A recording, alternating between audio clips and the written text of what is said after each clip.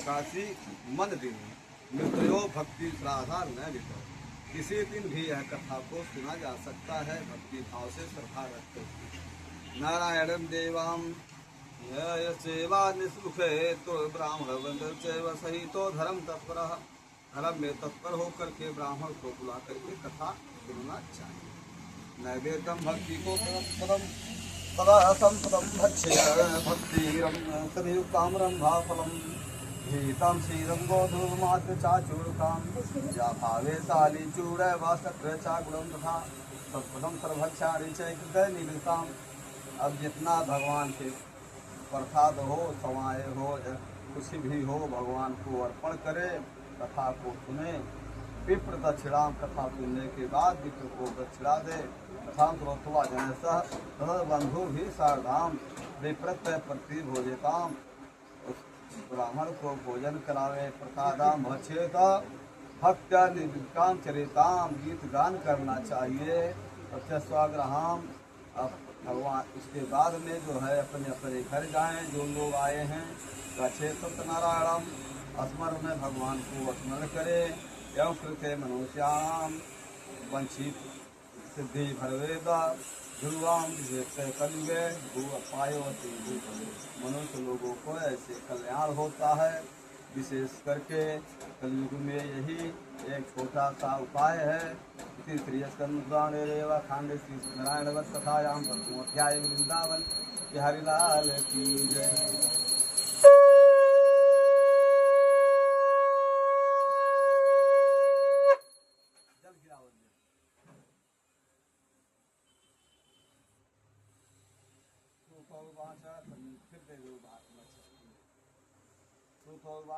न्यायता संप्रवक्षयामि कृतं मेन पुरति जय काशी चतुर्मे हार्द देवी प्रोति निधना त्रैटाभ्येयं व्याकुलो तो नित्यं भर्म भूतले दुखीतं ब्राह्मण विश्व भगवानं ब्राह्मण प्रियाः वृद्धा ब्राह्मण रूपम अग्रापापसदि माधव। अब भगवान जो है, अब कथा एक काशी जी में जो हुआ था पहले, सबसे पहले वही कथा मैं सुनाने जा रहा हूँ। वह एक ब्राह्मण थे जिसका नाम था सतानंद ब्राह्मण। वह बहुत गरीब थे, भिक्षा के लिए घर घर घुमा करते थे। वह ब्राह्मण को दुखित देख करके भगवान ने एक वृद्धा ब्राह्मण का रूप धारण करके अदर से जा करके पूछते हैं, क्या कहते हैं? वृद्धा ब्राह्मण वाचार रूप संता प्रचय बीज माधात्र ये मात्र धर्म से विक्रम महे नित्यम तो दुखीता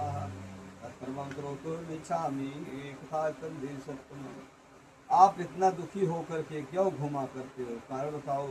तो ब्राह्मण कहते हैं, ब्राह्मणोति दरिद्रो हम भिक्षार्थ धर्म महेम उभयम यदि जनाति कृपया था प्रभु, मैं बहुत गरीब हूँ, भिक्षा के लिए घुमा करता हूँ।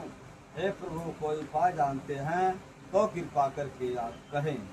तो वृद्धा ब्राह्मण ने कहा, सत्यनारायण विष्णु वशीधार्थ फल भरदात्या पूजा विप्र कृपा यथा कृत्वा सर्व दुखो भयो मुक्तो भवति मानवः। हे विप्र, आप जो है सत्यनारायण कामना सिद्ध हो जाएगा। और सारा विधान बतला करके वृद्धा विप्रूपधारी भगवान वही अंतर ध्यान हो गए। अब वह ब्राह्मण को रात्रि को निद्रा नहीं आई। विधान चापर सदा विश्वास है इनकर संकृषामी ब्राह्मण नहीं संचित्य विरोधातो निर्गण। अब प्रातः काल सत्यनारायण के व्रत को संकल्प करके वह ब्राह्मण भिक्षा मांगने के लिए चल रहे। या जो भिक्षा में मिलेगा धन उसे मैं सत्यनारायण का पद करूँगा। प्रातः सबूता था सत्यनारायण व्रताम करिष्यति संकल्प भिक्षा पीजा तस्मीन वेदीन विप्र प्रत्युत्तरव्य माप्ता विनय बंधु के साधन फल चले। तो अब जो है, अब भगवान की जब संकल्प कर लिए तो उनको बहुत धन मिला भिक्षा में। और बाजार में जाकर के सारे सामग्रियाँ इकट्ठे किए, अपने घर गए। शाम के टाइम में अपने भाई बंधु को बुला करके सत्यनारायण का व्रत किए। सर्व दुख निर्मुक्त सर्व संपात्य समान विस्ता सावभूव श्रेष्ठो व्रतस्य प्रभावतः। अब भगवान के कृपा से व्रत से उनको धन बढ़ने लगा, तब दुख दूर हो गया। ततः प्रभाति कालम च मासी मासी व्रतम कृतम यवज्ञानले श्रीराम व्रतम कृत्वा द्विजोत्तमः पापे बहुत दुर्लभ मोक्षामाप्तवान् वर्तमास विप्रः पृथव्यं संस्कृति। अब सब दुख से दूर हो गए और हर महीना में कथा सुनने लगे। तो नारद जी के कथा कहा हुआ पहले काशी जी के सतानंद ब्राह्मण ने किया और ऋषियों ने कहा सूत जी महाराज से, माया तक कथिता विप्रः कि मना कि मान्या तक कथामिवः। फिर ऋषि लोग क्या सुनना चाहते हो?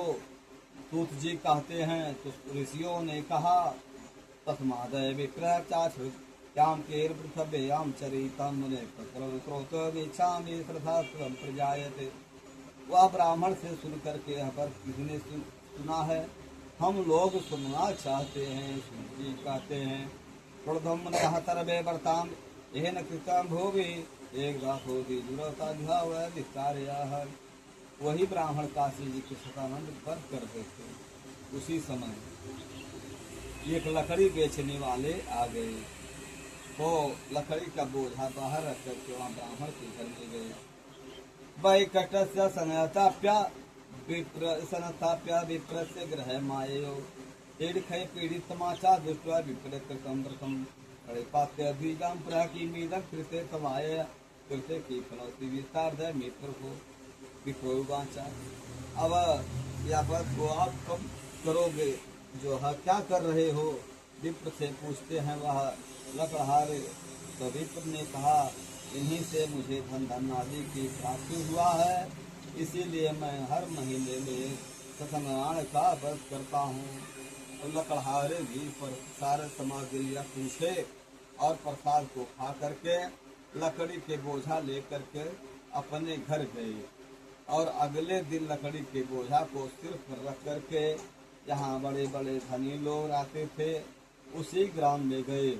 भगवान की कहे कि आज लकड़ी बेचने से जो धन मिलेगा उससे मैं व्रत करूँगा।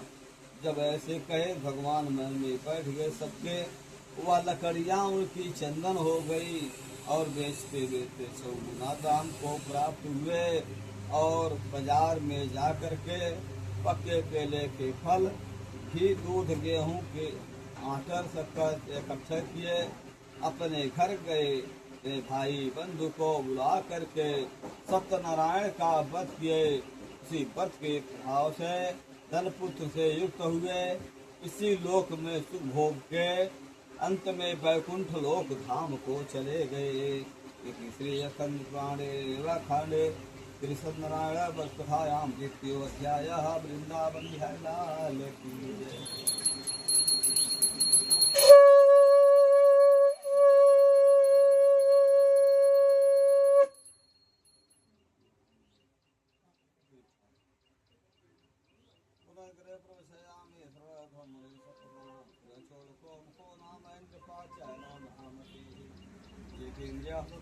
देवलाम पति दिने दिने धन्नाम दासवा देयो नातन तोस्यसु देवी हरत चात्रोज धन सती भद्रतीला नदी तीरे से भर चली। अब एक राजा या तीसरे अध्याय में या उनका नाम था उल्का मुखे, रानी का नाम था प्रमुखा। दोनों भद्रशीला नदी के तट पर सत्यनारायण का व्रत कर रहे थे। उसी समय में साधु नामक एक पैस जो है व्यापारी नावों में बहुत से प्रकार का धन मान लेकर के जा रहे थे। नौका को नदी के तट पर रोक करके राजा के पास जाकर के कहने लगे, वैस क्या कहते हैं, नौ सनात्याप्त धीरे निर्कति प्रतिशता प्रतीनम रूपम पक्षिण बीता प्रकाशम स्रोतो मिच्छा मिशम प्राप्तम कि वीरम कृथे राजन कुरुते राजन चेतसा प्रकाशम स्रोतो मिच्छामि। हे राजन, भक्ति भाव से आप क्या करते हैं? तो राजा कहते हैं, पूजनम कृते साधो जैसा प्रथम चा स्वजनेहा जनेहा पुत्रा ताढ़म पुत्रते प्राप्ति काम्याय पूच उपच पत्र श्रोधवा प्रवाचा सारम समाप्त अपराध में ये दुख तो सन्निधो श्रोतवा साधु प्रवाचा सारम दैवतम प्राप्त महादुख गर्भ कथा में राजने करी शाम तो गीताम ममा पिंड तत्मा हो तत्मा जाए थे ध्रुव। अब जो है अपने घर गए और राजा से कहे कि हमारे भी संतान नहीं है, बताइए विधान।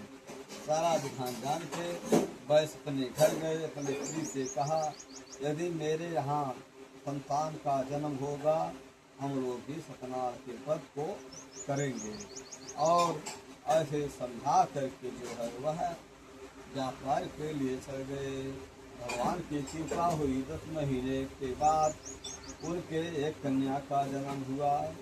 कन्या का नाम जब छठी बरही हुआ उसी में नाम रखा गया। तो कला के कारण बढ़ने के कारण उनका नाम कलावती रखा गया। तुरंत लीलावती ने अपने स्वामी से मधुर वाणी में कही कि जिस व्रत को आपने संकल्प किया था वह व्रत कब करेंगे। तो व्रत ने कहा कन्या के विवाह के समय में यह व्रत कर लिया जाएगा। ऐसे समझा बुझा करके व्यापार करने के सिलसिला से रतन कुछ शहर के आगे चले गए। तब उधर से कुछ दिन ज़्यादा हो गया तो घर लौटे तो कन्या विवाह के जोग हो गई। दूत बुलाए और दूत से कहा जाओ कन्या के लिए श्रेष्ठ वर खोज करके लाओ। दूत गया कंचनपुर कलकत्ता के शहर के पास से एक वैश्य को पुत्र को ले आया। सुंदर गुणवान वैश्य के पुत्र को दे करके जाति भाई बंधुओं सहित कन्यादान कर दिया। किंतु दुर्भाग्यवश सत्यनारायण का व्रत करना भूल गया। उसे सत्यनारायण भगवान रुष्ट हो गए। उसके पति और नौका सहित जल में तो सत्यनारायण यह कथा सुने। कथा सुनने के बाद में विवाह के समय कथा नहीं की और वाणिज्य व्यापार के सिलसिला में दोनों रतनसरपुर बम्बई के पास चले गए। वहाँ जब झूठ प्रतिज्ञा देखे हम वहाँ श्राप दे दिया जाओ तुम्हें कठिन दुख प्राप्त हो जाए।